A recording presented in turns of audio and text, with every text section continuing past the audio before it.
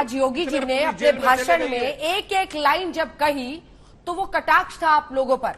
उन्होंने कहा दंगा राज, फिरौती राज सब खत्म हो गया है, ये सब अतीत का हिस्सा बन गया है। देखिए, जिस चीज की मुझे चिंता है, शायद उसकी चिंता उत्तर प्रदेश के लोगों को भी होनी चाहिए और देश के सभी लोगों को होनी चाहिए कि जिस तरह से वो 3 बदमाश आए और अतीक और उसके भाई को सबके सामने मार दिया उन्होंने। बाद में पुलिस वाले ने उनसे पूछा तो कह रहे हैं कि मैं लॉरेंस बिश्नोई के पद चिन्हों पर चलना चाहता हूं। क्या अब उत्तर प्रदेश का युवा लॉरेंस बिश्नोई बनना चाहता है, जिस उत्तर प्रदेश में बच्चे डॉक्टर, इंजीनियर, आर्किटेक्ट बनना चाहते थे? क्या हम उस बच्चों को किस रास्ते पे ले जाना चाहते हैं? ये हमारे लिए चिंता का विषय है। हमारे लिए चिंता का विषय यह है कि उन्नाव में जब जेल से छूट के आते हैं, पीड़िता को जाके तंग करते हैं, उसको पीटते हैं, उसका घर जला देते हैं और छोटी बच्ची भी उसमें झुलस जाती है। यह मेरे लिए चिंता का विषय है। मेरे लिए चिंता का विषय है कि कानपुर के अंदर में मां बेटी पुलिस प्रशासन के सामने जिंदा जल जाती है। यह मेरे लिए चिंता का विषय है। मेरे लिए चिंता का विषय है कि जालौन में छात्रा को, हमारी आपकी बहन है ना, छात्रा को गोली मार दी जाती है, उसकी हत्या हो जाती है। यह मेरे लिए चिंता का विषय है। मेरे लिए चिंता का विषय यह है, सुन लीजिए, मेरे लिए चिंता का विषय एक सवाल है, सुन लीजिए, मेरे लिए चिंता का विषय है। आपकी चिंता जनता की चिंता क्यों नहीं बन पा रही है? क्योंकि हाथरस से लेकर लखीमपुर खीरी, उन्नाव आप लोगों ने बहुत दोहराया, बावजूद इसके योगी को कानून व्यवस्था पर ही जनता ने फिर से चुन लिया। तो आप जनता को कन्विंस क्यों नहीं कर पा? मैं आपसे वही मैं आपसे कह रहा हूं कि जिस तरह का, चूंकि देश संविधान और न्यायपालिका से चलेगा या देश रोड पे गोली बारूद से चलेगा, हो सकता है कि क्षणिक किसी को इसका फायदा मिल जाए, लेकिन इसका अगर आप लॉन्ग टर्म सोचेंगे तो क्या न्याय इस तरह से होगा? और क्या बच्चे इस रास्ते पे चल पड़े?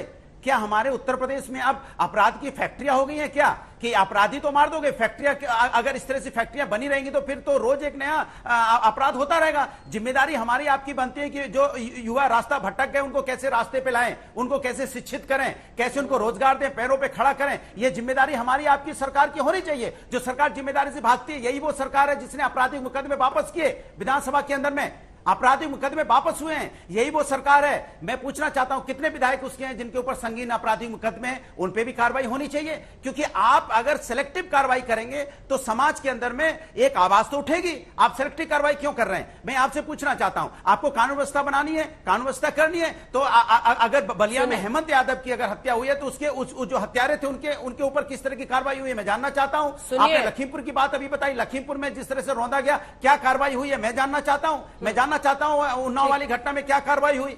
तो ये सवाल यह है कि आप उत्तर प्रदेश को किस रास्ते पे ले जाना चाहते हो? हम समाजवादी लीडर एक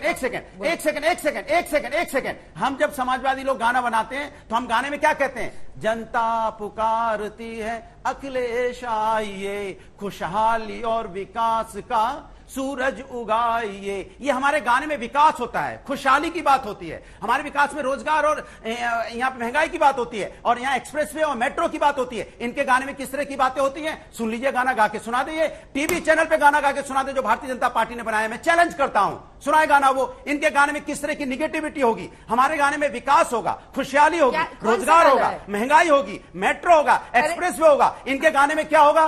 देखिए negativity.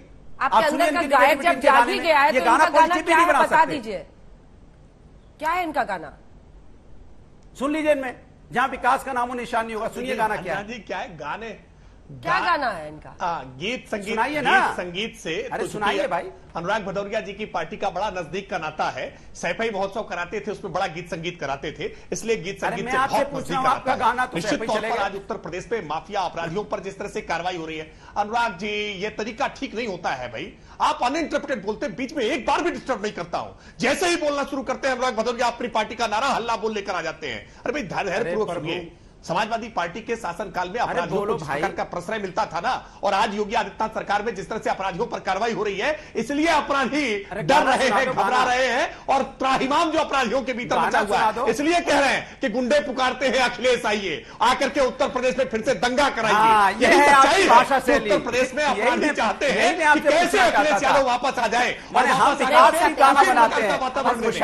Anurag ji, I am sorry, आवाज दो सवाल उठाए। अनुराग भदौरिया ने 2 सवाल उठाए। अनुराग भदौरिया, हाँ, आपने दो सवाल उठाए। पहला सवाल अनुराग भदौरिया ने उठाया कि उत्तर प्रदेश में अपराधियों पर से मुकदमा वापसी हुई है। इस बात को लेकर के देख रहे दर्शकों की स्पष्टता के लिए साफ साफ कह दूं, वारिस पठान भी अपने आप को वकील बताते हैं, वकील कह रहे हैं, तो ये भी जानते हैं कि कोई भी संज्ञेय प्रकृति का अपराध बिना कोर्ट की अनुमति सहमति के कोई सरकार वापस नहीं ले सकती है। और यह इस बात से प्रमाणित होता है कि कैसे समाजवादी पार्टी के शासनकाल में आतंकवादियों से मुकदमा वापस लेने का प्रयास कर रहे थे। सरकार प्रयास कर सकती है, वापस ले नहीं सकती है। अगर आप कहते हैं कि हमने किसी से मुकदमा वापस लिया है तो बिना कोर्ट की अनुमति के नहीं हो सकता है। कोर्ट ने रोका था ना आतंकियों के मुकदमा वापस लेने से, भूल गए क्या आप? जब जब मुकदमा वापसी की बात करते हैं तब तब आतंकवादियों से मुकदमे की वापसी की घटना लोगों के मस्तिष्क पटल पर उभर कर सामने आ जाती है। इसलिए अनुराग भदौरिया ये मुकदमा वापसी की बात मत करिए, लोगों को बात याद आ जाता है। दूसरा पक्ष आपने कहा है कि अपराध की फैक्ट्री हो रही है। अरे सबको याद है कि कैसे गुलशन कुमार की हत्या में उत्तर प्रदेश में मेड इन बंभौर आजमगढ़ में कैसे अवैध असलहा बनता था।